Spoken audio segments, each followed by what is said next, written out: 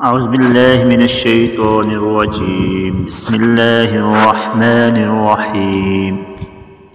محترم ناظرین، السلام علیکم ورحمۃ اللہ وبرکاتہ۔ ہم امید کرتے ہیں کہ آپ بخیر و عافیت ہوں گے۔ اللہ تبارک و تعالی آپ کی تمام مشکلات کو آسان فرمائے۔ محترم ناظرین، روزانہ کی طرح آج بھی ہم آپ کے سامنے ایک اہم فضیلت، ایک اہم صورت اور اس کے فضائل لے کر حاضر ہوئے ہیں۔ آپ سے درخواست ہے کہ ویڈیو کو مکمل دیکھیے گا، انشاءاللہ فائدہ ہوگا۔ محترم ناظرین، سورۃ الملک کے بہت سے فضائل حدیث مبارکہ کے اندر ذکر ہوئے۔ یہ ایک ایسی سورت ہے جو اپنے پڑھنے والے کے لیے شفاعت کرتی ہے، اپنے پڑھنے والے کے لیے بخشش کی دعا کرواتی ہے، اور اس کے بارے میں یہاں تک ذکر ہے کہ یہ سورہ مبارکہ بروز حشر اللہ تبارک و تعالیٰ سے یہ مطالبہ کرے گی، یہ لڑائی کرے گی، یہ جھگڑا کرے گی کہ اے اللہ پاک، اے اللہ، اے مجھے اس قرآن پاک میں شامل کرنے والی ذات، اس بندے نے میری تلاوت فرمائی، اس بندے نے میرے ساتھ لگاؤ کیا، اس بندے نے مجھے پڑھا، اپنی زندگی کے اندر پڑھا، دنیاوی زندگی کے اندر پڑھا، لہٰذا اے اللہ پاک تو اس کو بخشش کر دے، اس کی کامل مغفرت فرما دے۔ محترم ناظرین، اس سورت کے بہت سے فضائل ذکر ہوئے۔ آج آپ کی خدمت میں حدیث مبارکہ سے چند فضائل اس سورت کے آپ کی خدمت میں پیش کیے جاتے ہیں۔ حضرت سیدنا ابو ہریرہ رضی اللہ تعالیٰ عنہ سے روایت ہے کہ مالک بحر و بر، حسن اخلاق کے پیکر، نبیوں کے تاجور، محبوب رب اکبر صلی اللہ علیہ وسلم نے فرمایا، بے شک قرآن میں 30 آیتوں پر مشتمل ایک ایسی صورت ہے جو اپنے قاری کے لیے شفاعت کرتی رہے گی یہاں تک کہ اس کی مغفرت کر دی جائے گی، اور یہ سورہ تبارک الذی بیدہ الملک ہے۔ سنن ترمذی حدیث نمبر 2900۔ ایک اور روایت میں ہے کہ حضرت سیدنا انس رضی اللہ تعالیٰ عنہ سے روایت ہے کہ رحمت عالم نور مجسم صلی اللہ علیہ وسلم نے فرمایا، قرآن کریم میں ایک صورت ہے جو اپنی قاری کے بارے میں جھگڑا کرے گی یہاں تک کہ اسے جنت میں داخل کروا دے گی، اور وہ یہی سورہ الملک ہے۔ حضرت سیدنا عبداللہ ابن مسعود رضی اللہ تعالیٰ عنہ فرماتے ہیں کہ جب بندہ قبر میں جائے گا تو عذاب اس کے قدموں کی جانب سے آئے گا، تو اس کے قدم کہیں گے، تیرے لیے میری طرف سے کوئی راستہ نہیں، کیونکہ یہ رات میں سورہ ملک پڑھا کرتا تھا۔ پھر عذاب اس کے سینے یا پیٹ کی طرف سے آئے گا، تو وہ کہے گا کہ تمہارے لیے میری جانب سے کوئی راستہ نہیں، کیونکہ یہ رات میں سورہ ملک پڑھا کرتا تھا۔ پھر وہ اس کے سر کی طرف سے آئے گا، تو سر کہے گا کہ تمہارے لیے میری طرف سے کوئی راستہ نہیں، کیونکہ یہ بندہ رات میں سورہ ملک پڑھا کرتا تھا۔ تو محترم ناظرین، یہ صورت روکنے والی ہے عذاب سے، یہ صورت روکنے والی ہے مختلف قسم کے مصائب سے۔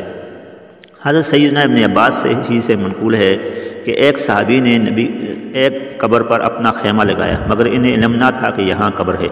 بعد میں پتہ چلے کہ وہاں کسی شخص کی قبر ہے جو سورہ ملک پڑھ رہا ہے۔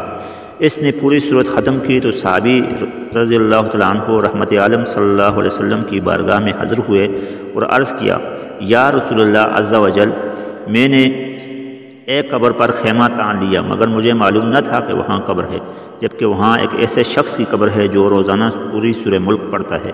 تو نبی کریم صلی اللہ علیہ وسلم نے فرمایا، یہی روکنے والی ہے، یہی نجات دلانے والی صورت ہے جسے اس نے قبر میں محفوظ رکھا۔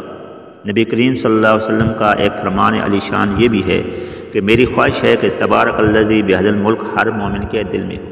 یعنی محترم ناظرین، نبی کریم صلی اللہ علیہ وسلم کی خود خواہش یہ تھی کہ ان کے جو امتی ہیں وہ اس صورت کو حفظ کر لیں، اپنے دل میں اس کو سنبھالیں۔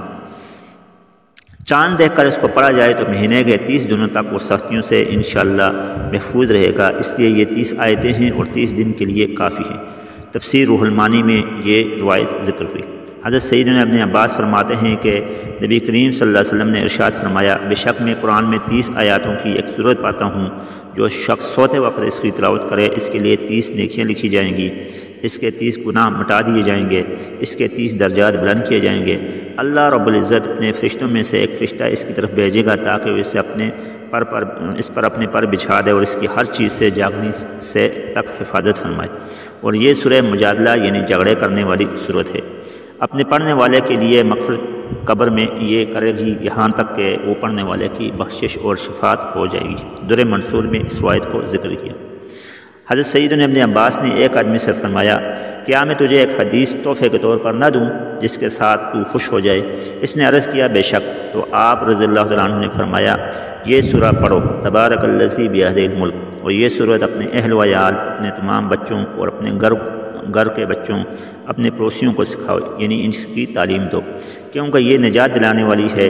قیامت کے دن اپنے پڑھنے والے کے لیے اپنے رب کے پاس جھگڑا کرنے والی ہے، اور یہ اسے تلاش کرے گی تاکہ اسے جہنم کے عذاب سے نجات دلائے، اور اس کے سبب اس کا قاری یعنی اس کا پڑھنے والا عذاب سے بھی نجات پا جائے گا۔ در منصور جلد 8 صفحہ نمبر 231۔ محترم ناظرین، یہ وہ فضائل تھے جو اس سورہ مبارکہ کی فضیلت میں ذکر ہوئے۔ آئیے چلتے ہیں اس سورت کے وظیفہ یعنی عمل کی طرف کہ اس کو ہم نے کس طرح پڑھنا ہے۔ محترم ناظرین، دن میں آپ کسی بھی وقت پڑھ لیں، اس کی فضیلت ہے، لیکن اس کا بہترین طریقہ اور عمل اور وقت یہ ہے کہ آپ نے رات کو سوتے وقت اس سورہ مبارکہ کو پڑھنا ہے۔ کوشش کریں آپ وضو میں ہوں، آپ کو حفظ ہے اگر تو زبانی پڑھ لیں ورنہ دیکھ کر پڑھیں۔ اس کا وظیفہ اور طریقہ کار یہ ہے کہ آپ نے سونے سے پہلے درود مبارکہ یعنی درود ابراہیمی یا کوئی بھی ایسی درود جو آپ کو یاد ہو، فضیلت والی درود مبارکہ، وہ آپ نے ایک بار پڑھنی ہے۔ اس کے بعد آپ نے سورۃ الملک ایک بار پڑھنی ہے۔ اگر زبانی یاد ہے تو آپ زبانی پڑھیں، زبانی نہیں یاد تو آپ اس کو دیکھ کر پڑھیں۔ یہ پڑھنے کے بعد آپ نے یا حسیبو یا حسیبو یا حسیبو یہ اسم اعظم آپ نے 100 بار پڑھنا ہے۔ اس اسم اعظم کو پڑھنے کے بعد آپ نے درود مبارکہ دوبارہ ایک بار پڑھنی ہے۔ یہ پڑھنے کے بعد اپنے جسم مبارک پر ہاتھ پھیر دیں، پھونک دیں، اور پورے گھر میں گھر والوں پر، بچوں پر انشاءاللہ تبارک و تعالیٰ آپ کے اس عمل کو آپ نے روزانہ کرنا ہے۔ مداومت والے اس عمل سے آپ کے لیے یہ بخشش نہ صرف آپ کی بخشش کے لیے کافی ہوگی بلکہ یہ صورت آپ کے اہل و عیال کے لیے بھی بہترین ہوگی۔ اب اس کو اپنا معمول بنائیں، جب بھی آپ سونے لگیں تو سونے سے پہلے اس سورہ مبارکہ کو لازمی پڑھیں۔ انشاءاللہ تبارک و تعالیٰ اس سے آپ کی قسمت کے بدلنے میں دیر نہیں ہوگی، آپ کی روزی میں برکت ہوگی، اور سب سے بڑی بات یہ کہ نبی کریم صلی اللہ علیہ وسلم کی حدیث مبارکہ پر عمل کرتے ہوئے آپ نہ صرف دنیا بلکہ آخرت میں بھی ہمیشہ کے لیے سرخرو ہوں گے۔ حاضر ہوں گے کل ایک نئے وظیفے کے ساتھ۔ السلام علیکم ورحمۃ اللہ وبرکاتہ۔